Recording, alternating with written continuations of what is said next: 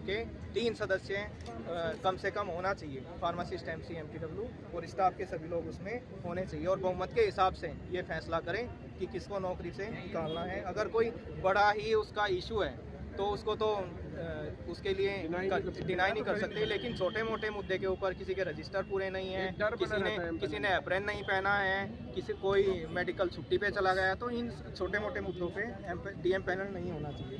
दूसरा है हमारे पास कोई आईडी कार्ड नहीं है, हमें आईडी कार्ड दिया जाए, हमें सैलरी स्लिप आईडी कार्ड नहीं मिला, और जो अपकमिंग गवर्नमेंट एग्जाम्स है उसमें एज रिलैक्सेशन दिया जाए, और जो नर्सिंग स्टाफ है उनको 150 घंटे की ट्रेनिंग दी जाए।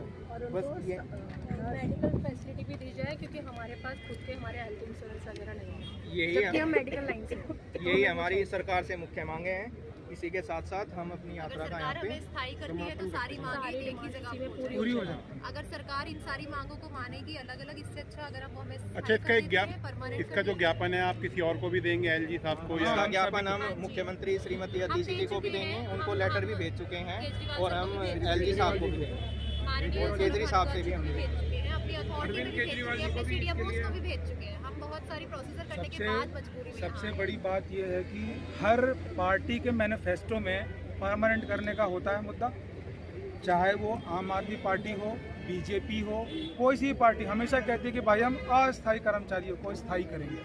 तो फिर हमें क्यों नहीं भाई? 6 साल हो गए, अब क्या मतलब बूढ़े हो जाएंगे तो स्थायी करने चलेंगे हमें क्या? ये बताइए। और सभी लोगों ने एग्जाम दिया है, इस प्रोजेक्ट को उस बुलंदी तक पहुंचाया है, उस बुलंदी तक पहुंचाया है कि इंटरनेशनल लेवल पर हर कोई मोहल्ला क्लिनिक को जानता है।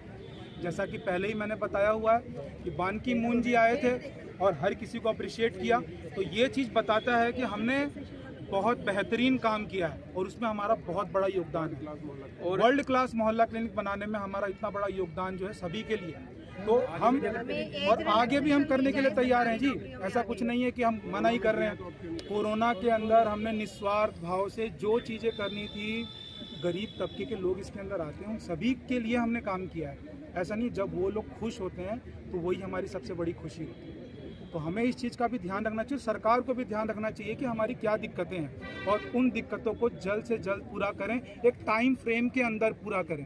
सौरभ भारद्वाज जी से पहले भी हमारी मुलाकात हो गई है, वो आश्वासन भी उन्होंने दिया, लेकिन एक टाइम फ्रेम जो होता है ना, और नीचे जो अफसरशाही होती है ना कि मतलब अब फाइल पे फाइल लटकाते चलो, कोई मतलब नहीं, अब पूछने जब चलो तो कोई जवाब ही नहीं देता। तो इन सब चीज़ों का ध्यान जो है ना, सब चीज़ करना जरूरी है। तो हम केजरीवाल जी के खिलाफ नहीं है, हमारे खिलाफ